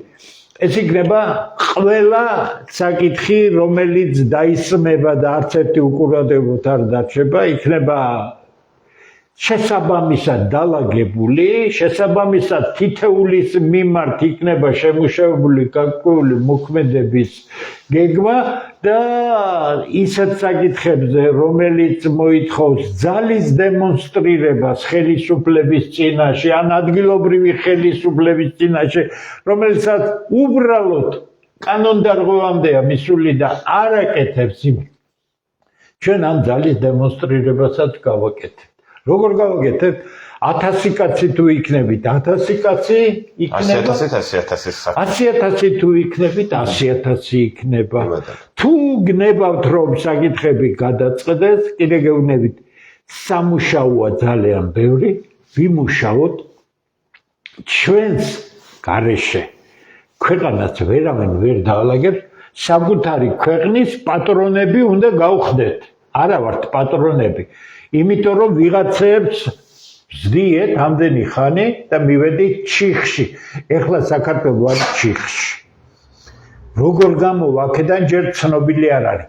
ამ სისტემის გამაწონასწორებელი არ არის, ეხლა იქნება, რასაც ქართულთა დიდი გაერთიანება ქვია. სისტემა, ეს მახინჯი სისტემა, რომ გააწონასწოროს და უთხრას, რომ არ გამოგივა მას შენ, არ გამოვა, იმიტომ რომ ქვეყანა იგრევა. ქართველი თუ არ დარჩა აქ, რომელ საქართველოზე მელაპარაკებით, ქართველი მალე აქ უმცირესობაში იქნება. თუ ამ პროცესს არ შევაჩერებთ. ამიტომ გვინდა ყველაფერი მოფიქრებული გვაქვს. აიღო ამხელა პასუხისგებლობა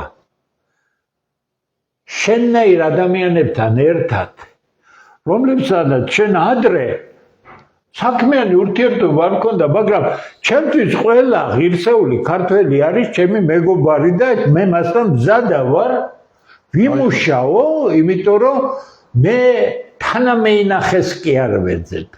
მე თანამებრძოლს ვეძებ, ვისაც ეს ქვეყანა ისევე ტკივარ, მე სხვაზე უფრო ტკივა თქო, ვერ ვიტყვი, ამას ვერავის ვერ ვაკადრებ. მაგრამ მე ხომ ტკივა და გადავდგი სხვა ქართველისკენ ნაბიჯი.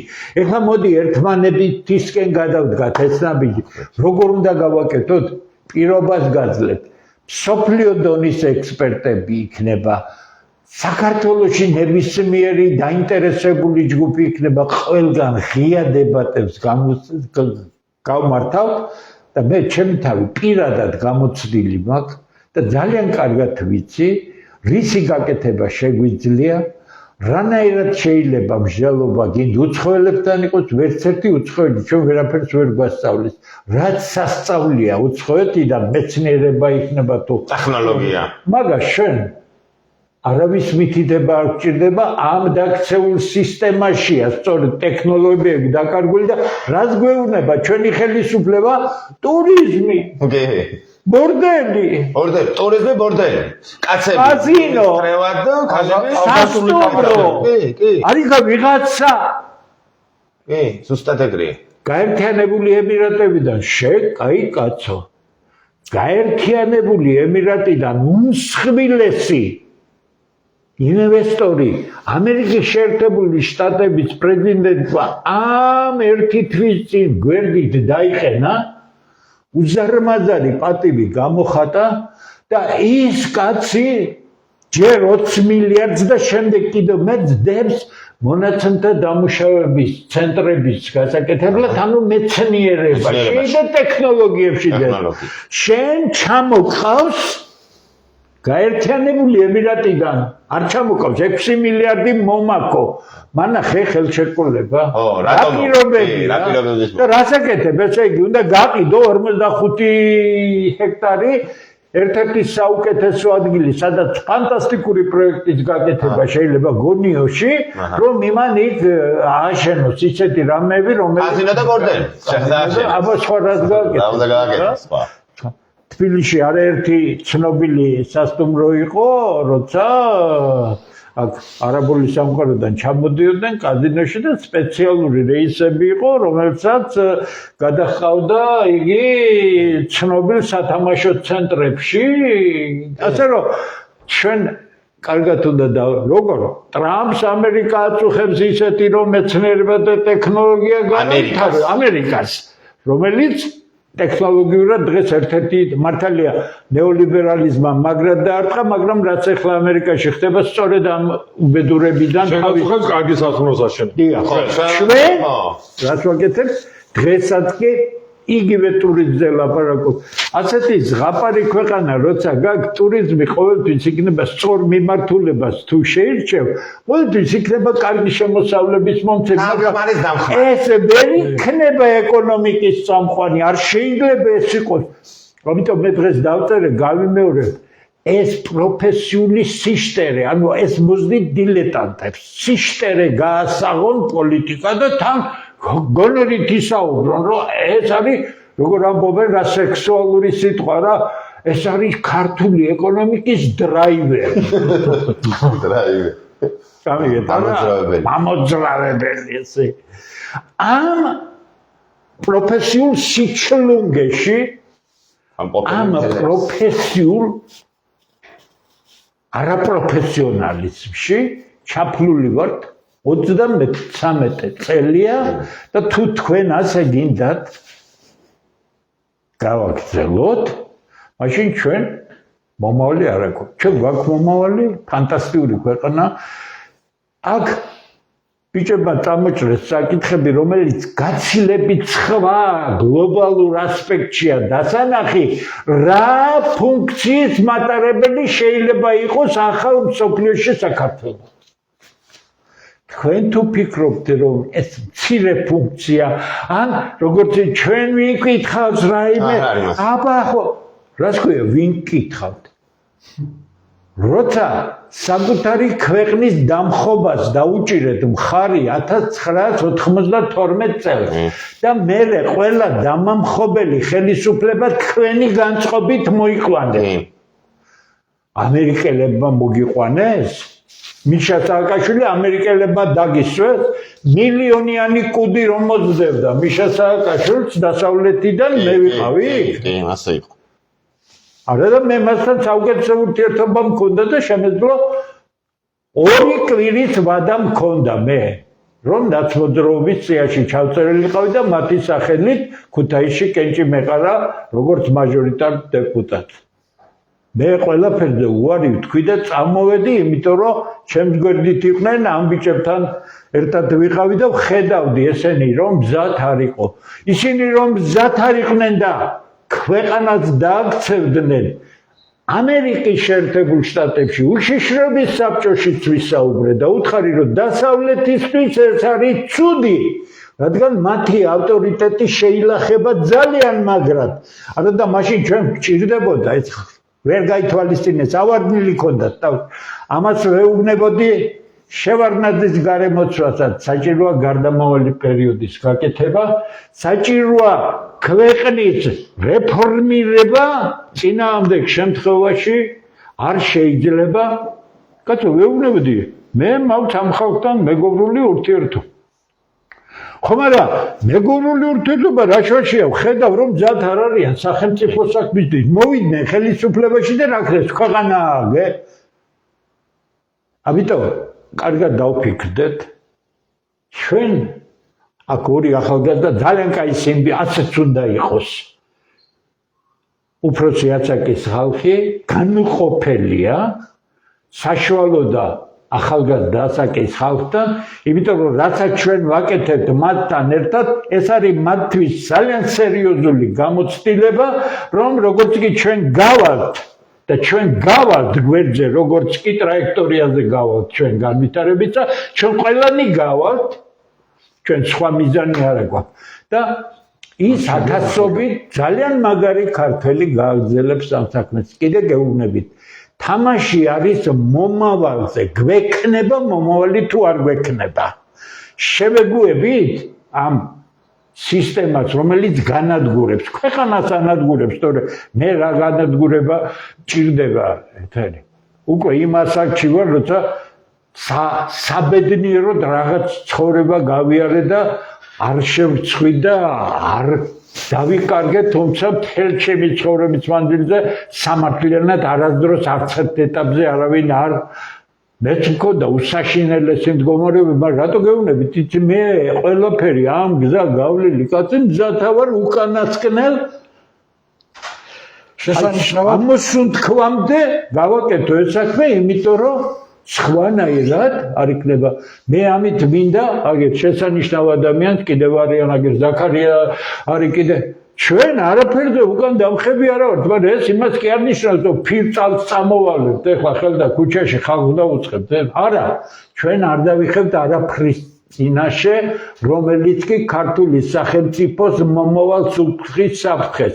და დღეს საგარეო საფრთხეები არის უფრო უკან დღეს ყველაზე დიდი საქართველოს საფრთხე, საქართველოსთვის ყველაზე დიდი საფრთხე ქვეყნის შიგნით ხდება.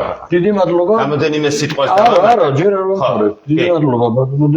ეხლა მე თქვენთანაც მინდა ბატონო გიორგი, აი რაზე გაამახვილებ, თქვენ როგორ გესახებათ, აი რა პრობლემებზე, აი ფუნდამენტური პრობლემები თქვენ იმ დღეს იქაც იყავით ასული ცხეთაში, მაღლა იქ ჯვარზე, როდესაც თლიანად როგორ იყო დაფხაჭნილი აბსოლუტურად. მე მგონი ეს ძალიან დაგეგმილი პროვოკაცია იყო აშკარა. აი ბევრი პრობლემაა და თქვენ აი პირველ რიგში მე მინდა რომ ბატონმა დემონმა შესანიშნავად ჩამოაყალიბა ეს ყველაფერი, ხა ეს მე უფრო გავბედავ იმას და რადგან შედარებით უფრო რამოდენიმე წლით უმცროსი ვარ ბატონ დემურზე, უფრო ხისტად ვიტყვი ამ ყველაფერს. ყველაფერს აქ მიზეზ შედეგები. მე მართლია ციხისტე.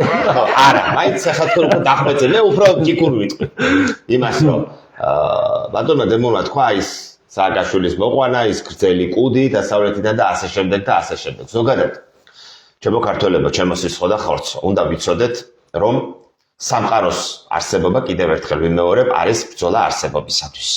სუსტები არა მარტო ადამიანებში, ფლორაში და ფაუნაში, დინოზავრები იქნება, მამონტები იქნება, თუ ადამიანებში ცივილიზაციები, ბაბილონი, ურარტო, თუ ხეთები, თუ ეგვიპტე, თუ ასე შემდეგ, სუსტი ცივილიზაციები ისპობიან და უფრო ძლიერები და სიცოცხლის უნარიანები იკავებენ მათ სასიცოცხლო არეალს, მათ ტერიტორიას და მათ ბუნებრივ რესურსებს. აი ბატონმა დემურმა წითელი ხაზი ახსენა, აი წითელი წერტილი. იმ წითელ წერტილს თუ გადავწდებით, მე უკან დაბრუნება არ იქნება. მე პროფესიით ვარ ისტორიკოსი, საერთაშორისო ურთიერთობების და საგარეო პოლიტიკის მაგისტრი და ჩემი საყვარელი მსგავსი სამწუხარო მაგალითი არის რომის იმპერიის ერთ-ერთი მაგალითი, როდესაც მე-5 საუკუნეში, უკვე მე-5 საუკუნის მეორე ნახევარი არის, რომის იმპერია უკვე ეცემა, დასავლეთ რომის იმპერია, ზნეობა, მორალი, გაღწილება, ყველანაირად დაცემულია, სამხედრო ძლიერება და ამ დროს მონღოლოიდური ტომები, ჰუნები ძლიერდებიან, ატილა ალბათ გაგიგიათ თქვენთაგანს, რომელიც შიშის ზარს როგორც აღმოსავლეთ იმპერიას, ასევე დასავლეთ იმპერიას. თუმცა რომში გამოჩნდებიან დიადი ადამიანები, როგორებიც არიან აეტიუსი და მისი თანამებრძოლები, რომლებიც გენერალურ ბრძოლაში ახერხებენ იმას, რომ რომის იმპერია, რომელიც არის გახსნილი და დაცემული ყველანაირად ეკონომიკურად, ზნეობრივად, მორალურად, სამხედრო თვალსაზრისით, აჩრდილი არის დარჩენილი. რომის იმპერიის 455 წელს კატალაუნის ბრძოლაში ამარცხებს ატილას და იწყება თითქოს და რომის შემოbrunების ეპიზოდი. მაგრამ რომაელმა ხალხმა არ მოინდომა ეს ყველაფერი, აეტიუსი და მისი თანამებრძოლები გამოასალმა სიცოცხლეს და სულ რაღაც დაახლოებით 20 წელიწადში 476 წელს რომის იმპერია ეცემა, რომის ქალაქი ძირფესვიანად ნადგურდება, 1/3 კლავენ და 1/3 ტყვეება წაასხა. ასე რომ თქვენზე არის ჩემო ქართველებო დამოკიდებული ყველაფერი. თქვენ უნდა გამოხვიდეთ ბრძოლის ველს, პოლიტიკურ ბრძოლის ველს გულისხმობ, ფიცალს არ გულისხმობ და თოხს არ გულისხმობ, პოლიტიკურ ბრძოლის ველს. რაქნას გენერლებმა თუ ჯარი არ გამოდის ბრძოლის ველს და დღეს ჩვენ ვხედავთ, რომ ჯარი გადის ბრძოლის ველზე ან ერთიანი ნაციების პარტიასთან, ან ფსევდოეროვნულებთან და რაღაც კონსერვებთან, პირდაპირ ვიტყვი აფსნაძეებთან, ალტიფოებთან და საბოლოო შედეგი რა არის? ერთი კაცი არ აყავს პარლამენტში, რომელიც ტრიბუნასთან ქართულ სიტყვას იტყვის. ქართული ჯარი, ქართული მოქალაქე, ქართველი კაცი, ქალი უნდა დადგეს ეროვნული იდეის გამტარი, შეურიგებელი, უკომპრომისო, უკან დაუხეველი და სამშობლოსთვის, აი თავგანწირვისთვის მზად მყოფ ხალხთან, სუფთა და პატიოსან ხალხთან, რომელთა რენომე, რომელთა წარსული, რომელთა ეგრეთ წოდებული სლენგს ვიტყვი, ბექგრაუნდი აკმაყოფილებს იმ სტანდარტებს, რომ ის იყოს გენერალი და ბრძოლაში გაუძღვეს და გაამარჯვებინოს თავის ერთ. თქვენ უნდა გამოხვიდეთ ბრძოლის ველზე. ისე კი არა, უი რა კარგია, აი ბატონი დემურის ძალიან მომწონს, აი ხომ ლაიქს დაუსვა, მაგრამ არჩევნები რომ მოვა 50 ლარად ხმა გაყიდო. ასე არაფერი არ გამოვა, ჩემო ძრფასე. ასე არ გამოვა. ხართეძოზე წოლა და ლაიქების წერა მარტო და მე არჩევნებზე ხმების გაიგვა და კარუსელის და ეს დააქცევს ჩვენს ქვეყანას და გაანადგურებს თქვენს მომავალს, თქვენი შვილების მომავალს. ყველა უნდა გამოვიდეთ ბრძოლისველზე და როგორც თქვა, ანუ მე პირდაპირ ვიტყვი, 1000 კაცი თუ ვიქნებით, 1000 კაცის საქმეს გავაკეთებთ, ახლა 100,000 თუ ვიქნებით, შესაბამისად ვიმოქმედებთ და ვიპოვით იმ პოლიტიკურ გზებს, როგორც ბატონმა დემონმა თქვა და როგორც ხშირად ლაშაც ამბობს და ბატონი დავითიც ამბობს, რომ ის პრობლემები რაც არის წამოჭრილი სასიცოცხლოდ მნიშვნელოვანი პრობლემები ჩვენი ერის ეს მრავალრიცხოვანი არ ჩამოვთვლი ამას, იქნას თუ არ მოაგვარებენ, ჩვენ მოვაგვარებთ მაშინ. ეში გაიწევა ის მთავრობა, რომელსაც არ შეუძლია ამ პრობლემების მოგვარება, ან არ უნდა პრობლემების მოგვარება და გააკეთებს და მოვა ის, ვინც გააკეთებს და გადაწყვეტს ამ პრობლემებს. ეს იყო ასე და დავემატებინა, მეტი არაფერი. მე ვიტყვი ჩვენ მომავალზე. ანუ ჩვენი მომავალი რა იქნება უბრალოდ თუ ქართველთა დიდი გაერთიანება არ მოხდა. ქართველ ერზე ვიტყვი. ქართველი ერი იქნება, ქართველი ეს ექნება, ანუ წინ და ესე გაუშვიან. ეხლა არის მოკლე წკეპლი, ხო? კი. მერე გაუშვიან უფრო დიდ წკეპლს. კი, და უფრო მსხვილს. და მერე ეყოლება ერთი ბატონი კი არა, სხვადასხვა ბატონები, სხვადასხვა, ანუ ქვეყნის ბატონები, ნიგერიელები, პირობითად არ ვერჩით, პალესტინელები და სხვადასხვა და შემოარტყამენ პაკისტანელები. დიდ წკეპლს და უფრო მეტად გამწარდება. აი ეს იქნება ჩვენი მომავალი თუ ქართველთა ერთობა. სანამ ბოლო ქართველი არ მოიწურება ქვეყანაში. რაც შეეხება ოკუპაციას, მე ვთქვი შიდა ოკუპაცია. როდესაც გარე ოკუპაცია ხდება და სხვა ქვეყანა გიპყრობს, ჯარი იკრიბება, რაც ხواسია. აგრეა. ჯარი იკრიბება, მიმდინარეობს ბრძოლა, რომ სამშობლო დაიხსნა და თავი შეწირო და ასე შემდეგ. ჩვენ ვამბობთ პირდაპირ, ვისაც შეკითხვები ექნება გარე შიდა ოკუპაცია როგორ არის? დეტალურადაც ავხსნით, აბსოლუტურად ყველა ესე იგი სფეროდან შეგვიძლია დეტალურად ავხსნათ შიდა ოკუპაცია როგორ არის საქართველოში, მაგრამ ეს საერთაშორისო მონათხრობელების მტრების მსახური ტელევიზიები წარმოაჩენენ მხოლოდ გარე ოკუპაციას და გარე მტრებს. რა თქმა უნდა, აქცენტი გადატანილია, რომ შიგნით შიდა ოკუპაციაზე არ ილაპარაკო. რა თქმა უნდა, ოკუპაცია როდესაც არის, იკრიბება ჯარი. ჩვენ ამ ჯარის შეკრებას ვლაპარაკობთ. ეს არის ქართველი ერის ერთობა, დიდი გაერთიანება. შევკრიბოთ ჯარი და შევეწინააღმდეგოთ უსამართლობას და აღვადგინოთ და ჩამოვაყალიბოთ სამართლიანი საქართველო. თავის იურიდიული სამართლებრივი ქვეყნი, ყველა მოწყობით და ყველაფრით სასამართლოთი და ასე შემდეგ. ეს არის ჩვენი ბრძოლა. ქართულია ეს, ქართული, მხოლოდ ქართული. მოდით ცოტა სხვანაირად ვიტყვით. გვინდა? ხო, ეგა გვინდა. მოდი, პირველი რა, მე მინდა. მეც მინდა. დავით და თავსაც შევწირავთ ამისთვის. აქ 4 კაც უნდა, ზაქარიაც უნდა, გიგლაც უნდა. კიდე გვინდა? ხო. აბა რა ცვლოდებით? გავაკეთოთ. გაკეთება შრომა უნდა. შრომა ცოდნა უნდა. ცოდნას განხორციელება უნდა, ხო, საჯაროდ საათობით შემიძლია ვისაუბროთ სხვასთან ერთად თუ როგორი ეტაპებით უნდა ვიაროთ. პირველი ნაბიჯი, მეორე, მესამე ასე არ არის, რომ პირდაპირ ყველაფერი გამოდიოდა. მაგრამ თავარია გეკითხებით. ქართველთა დიდ გაერთიანებას როცა ვაკეთებდით, იმედი გქონდა, რომ ქართველებს უნდათ ღირსეული გარემო. სუსტად. გინდათ? მაშინ 1000%-ით შემიძლია გითხრათ, რომ ჩვენ ყველანაირი რესურსი გაგვეჩნია, ადამიანური, მატერიალური, ფინანსური, მიწის ქვეშ იმისთვის, რომ და რაც მთავარია, ყველაზე დიდი სიმდიდრე დააკვირდით ახლანდელ ახალგაზრდებს. ის, რომელიც დამპალმა იდეოლოგიამ არ შეისრულა. როგორი საღები არიან. რა ფანტასტიკური მეცნიერები, პროფესიონალები, ექიმები, ინჟინრები შეიძლება გამოვიდეს აქედან. გვინდა ღირსეულ გარემოში საკუთარი შვილები და შვილიშვილები ვიხილოთ? თუ გვინდა გავაკეთებთ 1000%-ით გავაკეთებთ. ეხლა გამოჩნდება უნდა თუ არა ქართულს ეს იძულებით არ კეთდება, ეს რეკლამებით არ კეთდება. კი, ჩვენ რაღაც ფულს ვიშოვით ტელევიზიით, აბა წავა იქ როგორ ესე იგი გავაკეთებინეთ კარგ სარეკლამო კომპანიას რომ ქართულთა თითი გაერთიანება ვაშა და არა საქმეს ეს არ ჭირდება. საქმე სჭირდება კაცებს ბეჭდიანი ხაღალდი არ ჭირდება. გინდათ გავაკეთებ და გავიმარჯვეთ. თუ თქვენ გინდათ. გავაკეთებ იმას, რაც დაისახება მიზნად. გაუკეთებელი არაფერი არ არის. ყველა ნორმალური ქვეყანა, ვინც დადგა ფეხზე, შიგა ძალების მობილიზაციის ხარჯზე დადგა. და არა გარე ძალის მიერ, არა ორიენტაციების, არა ამ იდეოლოგიის მიდევნებით და იმ იდეოლოგია არის ქართული ეროვნული, ამას სჭირდება ეროვნული ცნობიერება და ტექნოლოგია არის სხვადასხვა. ამ ბიჭებმა დღეს გითხრეთ საკუთარი ხედვა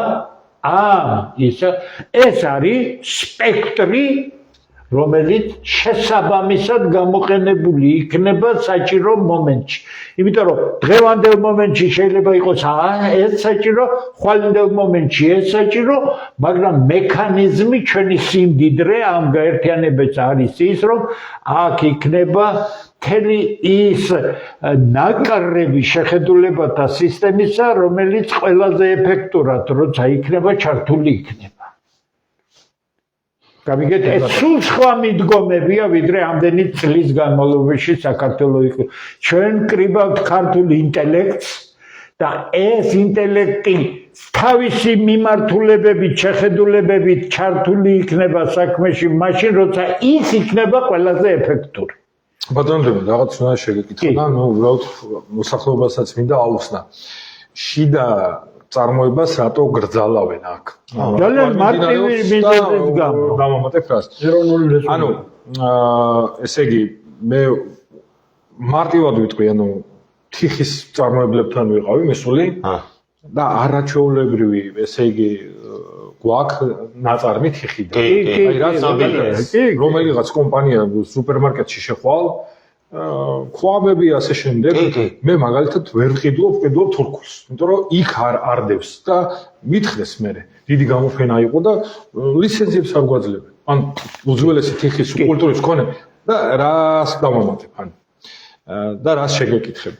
ანუ ამაზე მიმდინარეობს აკრძალვა, ან შიდა პროდუქტი რო აწარმოო, მიმდინარეობს არა მარტო თიხალაფერზე, რომ გარედან ბაზარი იმპორტი. ჩვენ ვიცით ასე. თუ დამოკიდებული ხარ ანუ პროდუქტი, ანუ ეკონომიკურად, ანუ შემოგაქვს მაგალითად რუსეთიდან გარე პროდუქტი, შემოდის სურსათი, ანუ დამოკიდებული ხარ რუსეთზე. ანუ ის რასაც გეუბნება, ის უნდა აკეთო. თუ შიდა მეტად საკვები და ასეთ სასტრაფო პროდუქტები. ანუ თუ დამოკიდებული ხარ თურქეთზე, 30% მოგაქვს მისი პროდუქტი, ანუ დამოკიდებული ხარ იმაზე, რასაც გეუბნება, ის უნდა აკეთო.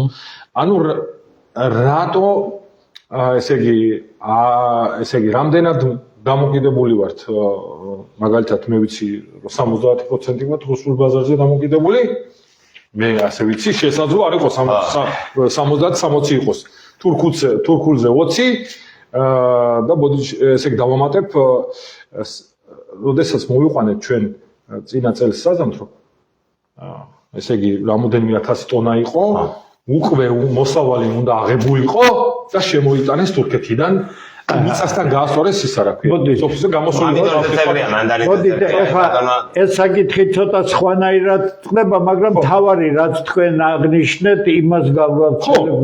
ხო. იმ კლანურ მაფიოზურ სისტემაში, როგორც საქართველოსია ჩამოყალიბებული, ყველა რაღაცას ყურია. აქ არის ყველას აქ განაწილებული სფეროები. ეს პირველ რიგში დაახარისხა სააკაშვილმა, შენ ამის შემომტანი ხარ, შენ ამისი შენ ხარ მწარმოებელი, შენ არავის არ ჭირდები აქ, რაც კი მწარმოებელი ხარ, მაშინ ჩემ ნიშაზე შენ გამოდის რომ მე ხო აქედან რატო არ ვაწარმოებ? არის სახელმწიფო შესყიდვები, რომელშიც რამდენიმე მილიარდი ლარი მიდის. სახელმწიფო შესყიდვები დამოკიდებულია იმპორტზე. ამ იმპორტს თავისი პატრონები ყავს. ამ პატრონებს თავისი პატრონები ყავთ ხელისუფლებაში. შენ კახეთში, შენ სამცხე-ჯავახეთში, შენ სადღაც ხორბალი მოიყვანეს რამდენიმე წლის და წინ შესანიშნავი მოცემული და რა უქნეს იცი დედა უტირეს.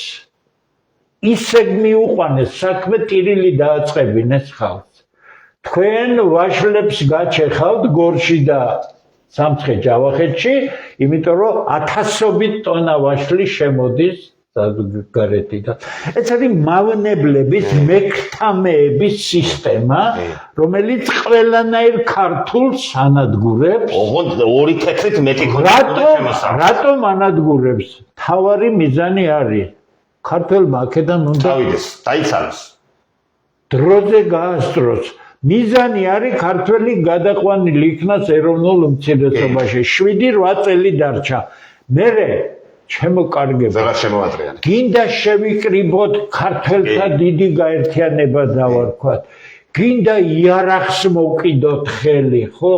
თავზე დაგვატეხავენ ყველაფერს, იმიტომ რომ ეროვნულ უმცირესობაში გადასულ საკიტულო ერთს არაფრის შესაძლებლობა არ ექნება. გინდათ ეს აგერ მიდის მიექანება სწრაფად. ახანდებინო გიორგი. ამიტომ არ გაგაკეთებინებენ, იმიტომ რომ სისტემას ეს მიზანი აქვს. ანუ ჩვენ ამით ვეუბნებით, რომ რატო უნდა დაუჭიროს? ანუ ამაშია ხო შეკითხვა. რატო უნდა დაუჭიროს? ანუ ეხლა არის ჩვენ ვაცხადებთ ქართულთა გაერთიანებას, მაგრამ ამიტომ იყო ეხლა ეს რიტორიკული კითხვა ასე. რა ხო არა, მონოპოლიები თავიდანვე მონოპოლიები როგორ აიცი მაკროეკონომიკაში, როდესაც მონოპოლური ბაზარი განიხილება, რატომღაც მონოპოლია გონიათ, რომ ვიღაცა ერთი მონოპოლია შეიძლება იყოს 1000. შეიძლება 1000 ფირმა იყოს მონოპოლიაში, არის დანახარჯების ერთიანობა უნდა იყოს ყველგან და ასე შემდეგ და განაწილებული იქნება კვოტები, რამდენიც უნდა იყოს, ესე იგი ძალიან კარგი თემა, ახლა ჩემი წიგნი გამოვა მალე და ყველაფერი ძალიან მაღალ დონეზე არის. უпростоრად დაწინაურდა მე რატო გეუბნები საქართველოს არის მონოპოლია რომელშიც არის ერთი მთავარი ფირმა და 1000-ობით მოდით ასე თქვა წვრილი ფირმები რომლებიც ამ მონოპოლიის შემადგენლობაში არიან აბსოლუტურად აქ ამ მონოპოლიის გარეთ ვერ იქნები თუ იქნები მოგტეხავენ კისერს анда максимум რის ნებასაც მოგცემენ იმ ორგანიზებულ ბაზრობებზე, იმ სრულიად არაცივილიზებულ გარემოში რა გახდა, შეგაიგებს ამდენ ფულს იღებ, ადე კიდე დაანგრი ეს და წესიერი, კარგი პავილიონები გააშენე, რომ იქ ააშენე, რომ იქ ხალხი ადამიანურ ყოფაში იყოს. ნახეთ ისნის ბაზრობა, ნახეთ ელიავას ბაზრობა, ნახეთ სხვა რაღაცები, იმას მოგცემენ იმის და მაგრამ იმის იქაც ისე გამყოფებენ რომ სულ ვალებზე იყო დაკიდებული სულ კონტროლ ქვეშ იყო აი ეს არის მახინჯის სისტემა ეს არის სისტემა რომელსაც განვითარების ნულოვანი პოტენციალი აქვს გაიხარეთ მადლობ ეხლა მე ეკონომიკაში ეხლა ასე ვრცლად ვერ განმორცობ როგორც ბატონმა დემურმა ნამდვილად არ ვაკადრებთ მაგას შემთავს იმიტომ რომ მე პროფესიონალი არა ვარ ამ საკითხში პოლიტიკურად ვიტყვი რამოდენიმე სიტყვით მაგალითად ჩვენ ხო გეუბნებიან სიგიჟეს რომ აი ტურიზმით გადაარჩეს აი ტურისტები შემოვით აი მარტივად თქვა ყველაზე ცნობილი ქართული კერძი რაც არის ხინკალი ხო ხინკალი რომ ანუ სუფრაზე მიართვა საჭიროა პირველ რიგში ხორცი და ფქვილი ხორცი შემოგაქარეთ ფქვილი გარედან შემოვა შენ რა გრჩება ეს სპეციალურად არის შენ გარდა იმისა რომ მონოპოლიური შეთანხმებები არის გარდა იმისა შენ არა ჩაისფული ანუ ქართველი კაცი უნდა იყოს ბარგის მთრეველი ჩამოსული სტუმრის და ქართველი ქალი უნდა იყოს მისი მეძახური. ხო, მომსახურე ანუ ეს უნდა და რაც შეიძლება ქართველი უნდა იყოს გაჭირვებული, ან გაიქცეს აქედან, ან რაც შეიძლება გაჭირვებული, აი დათათოთაშხიაში რო 9 გოჭიდანო 6 კი უნდა წამომეყვანა, 8 უნდა წამომეყვანა და ერთი დამეტოვებინა, ხმას არ იტყოდა, ხმას არ ამოიღებდა. რომ არჩევნებზე რაღაცა გადაუგდო 4 წელიწადში.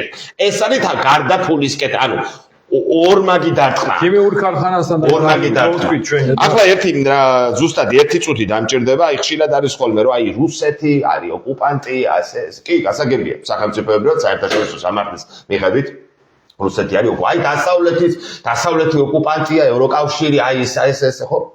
თვითონ 1917 წლის ოქტომბრის ეგრეთ წოდებული კომუნისტური რევოლუციის შემდეგ, სადაც მოხდა მთელი ელიტის გაჟლეტა, დღემდე მათ შორის ცოტა შეეკვეცათ ფრთები, მაგრამ თითქმის მთელ ქონებას, ბუნებრივ რესურსებს იქაური წარმოშობით ებრაელი სიონისტი ოლიგარქები ფლობენ. ესენი არიან მაგალითად ლეონიდ მიხელსონი, გენადი ტიმჩენკო, ანდრეი მელნიჩენკო, ალიშერ უსმანოვი, მიხაილ ფრიდმანი, მიხაილ პროხოროვი, ვიაჩესლავ კანტორი, რომან აბრამოვიჩი, გერმან ხანი, ვიქტორ ვეკლსერბერგი, ანდრეი სკოხი, ალექსი კუზმიჩევი და ეს უამრავი. ეხლა დასავლეთის ლიბერალებაზე შეგვიძლია იგივე ვთქვა. ჯორჯ სოროცი, როთშილდები, პეტერ სუზერლანდი, ვესლი კლარკი, დავით შვარცი, რობერტ ეშბორგი, ანტონი ლესტერი, ბარბარა როხი, პეტერ მენდელსონი, ჯეკ სტროუ, ემანუელ სელერი, ჯაკობ ჯევიცი, ნორბერტ შლაი და ასე შემდეგ და ასე ამათ უკავიათ, აი თვითონ ევროკავშირი რა არის, ხო ჩემო მეგობრებო, თქვენ აი ამას ძალიან კარგი გამახსენდა და რამოდენიმე სიტყვით მინდა ვთქვა, რა არის ევროკავშირი. თქვენ თუ იცით ის 12 ვარსკვლავი რას ნიშნავს? ეს არის ებრაელების 12 ტომის თითო ვარსკვლავი. რატომ არის ევროკავშირის შენობა ბაბილონის გოდოლის პირდაპირი 100? და მთავარი მათი სიმბოლო ბრიუსელში ეს არის ხარი და ხარზე დამჯდარი ქალი. რას ნიშნავს ეს? ეს სპეციალურად გააკეთეს სიონისტებმა. ქალი ეს არის ქალღმერთი ევროპა, რომელიც ხარმა გაიტაცა, ხარად გადაქცეულმა ზევსმა და გააუპატიურა. გაუპატიურებული ევროპა არის ევროკავშირის მთავარი სიმბოლო. ბრიუსელში შეგიძლია ჩაწეროთ მეგობრებო და ნახოთ. ხარის მიერ გატაცებული ქალღმერთი ევროპა. ანუ ევროპა თვითონ დააპყრობილია. საბჭოთა კავშირისგან რაიმეთი კი არ განსხვავდება ევროკავშირი. უბრალოდ ის წითელი იყო, ეს ცისფერია, თავისი ერთიანი ფულით, ერთიანი საზღვრები და თავისი ევროკომისრები. რაიმე განსხვავება კი არ არის. იქით იყო მარქსიზმი, ტროცკი, ლენინი, რა ქვია, ენგელსი, აქეთ არიან ეს დასავლეთის ესენი რა ქვია, საერთაშორისო თუ ქართულ ძეგლებზე აღარ ველაპარაკობთ. საერთაშორისო ებრაელი. ხო, ახლა ანუ მე მინდოდა ეს მაინც მეთქვა. თავარი პრობლემა ეს არის. ამ პრობლემას როგორც კი დავარწყავთ, ამათ გამდევნით ჩვენი პოლიტიკური, ეკონომიკური, კულტურული და სხვადასხვა სფეროებიდან ამათ ამოვძირყვავთ. გადაავლეთ ქართული ტელევიზიები ვის ხელშია? იმედი, ფორმულა მთავარი და ტევ პირველი. ვინ არის სამივე ებრაელი? ეს რას მინდოდა მეთქვა. მოკლედ, ძვირფასო მეგობრებო, ჩვენი დღევანდელი ეთერი უნდა დავასრულოთ. მე გეტყვით, რომ ჩვენ 30 მარტს საზოგადოების მოთხოვნით გადმოვიტანეთ 31-დან 30 მარტს, იმიტომ რომ კვირა დღეა.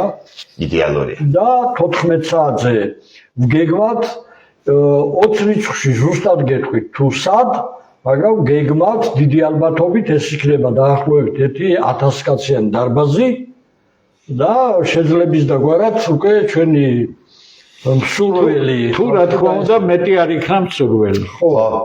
და ახლა ეგ 1000 კაცი დაჯდება და 2000 დადგება. რაღაცა იქნება გავიჭირვებით და გიბატონო. მოკლედ, აი სულ ეს იყო დღევანდელი ჩვენი ეთერი შემოძევით ჩვენ ვისაუბრეთ რაც გსურდას, რაზეც გსურდა საუბარი.